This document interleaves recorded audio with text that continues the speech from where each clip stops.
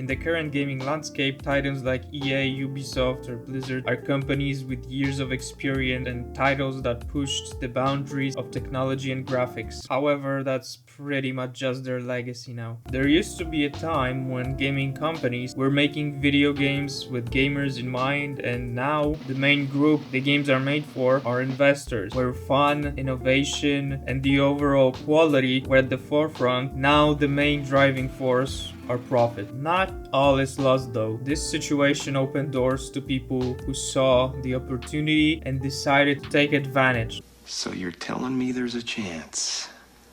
In a world where sequels and repetitiveness reign supreme, revolution is brewing. The rise of indie games, often developed by small teams or even individual creators, AAA games of today. But what actually makes them worthy opposition to multi-billion-dollar corporations? Here are some of my ideas. As I mentioned before, AAA companies have different priorities. Most importantly, maximizing profits. Therefore, they will keep innovations to the minimum and recycle story, mechanics, characters, and so on. That will cut production costs, and even if the number of sold copies will be lower compared to the predecessor, they will have still made a profit. Add nostalgia to it and you have 10 sequels in the span of 12 years, not to mention sports games, but I'm not even gonna go there. It's a lost cause. But okay, what about the indie titles though? They're not always completely original either. I mean, look at BattleBit or Palworld. One is inspired by Battlefield and the other by Pokemon. The differences lie in the execution. They take what's lacking in those games and attempt, might I add with great success, to fix it, and in case of Palworld, they also bring the experience to a completely new and more powerful platforms. So if that's so easy, why won't the companies just do that themselves?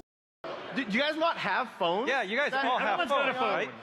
It's becoming more and more prevalent that CEOs of gaming companies have no background in working in the industry, nor are they gamers themselves. The lack of understanding what gamers want, or what's become the norm that no one would ever mention, sometimes is straight up insulting. A good example is Battlefield 2042 and the lack of a properly functioning scoreboard. In an FPS multiplayer game in 2021, at this point it's a standard thing, but for some reason, either trying to get rid of toxicity that it would bring, or because the dev team wasn't able to properly implement it in time. And the funny thing is, to fix the problems, you don't even have to have a gamer CEO or a one who worked in the industry before. Just listening to the customers, fans, would be more than enough, but I guess that would be too easy. Indie games don't have that problem because the developers are usually gamers themselves, or they are more than welcome to listen to what the fans, potential customers, have to say about their games. So if and when you invest your money and time into an indie game, you can be pretty much certain that the devs won't disappoint.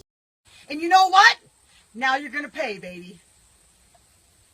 Big brands, among other things, have the rights to franchises, so you can't get a Far Cry game from anywhere else but Ubisoft. Same with Call of Duty or previously mentioned Battlefield. So if you want to play the next game in those franchises, you have to pay the industry standard price. Add recent quality or lack thereof, and you have yourself a proper waste of money. On the other hand, you have indie games that often cost less than $30 and offer 5 times, if not more, the quality. Plus, you not only get what you paid for, the creators will most likely give you way more through free updates, DLCs that are worth it, and you contribute to the growth of the indie gaming scene. And even though not every single indie game is perfect, in my opinion, you're more likely, and especially nowadays, to find an absolute gem for a fraction of the price of a AAA game. Let me know what indie games you've played recently. Hope you enjoyed the video. Like, subscribe, see you later, and have a great day.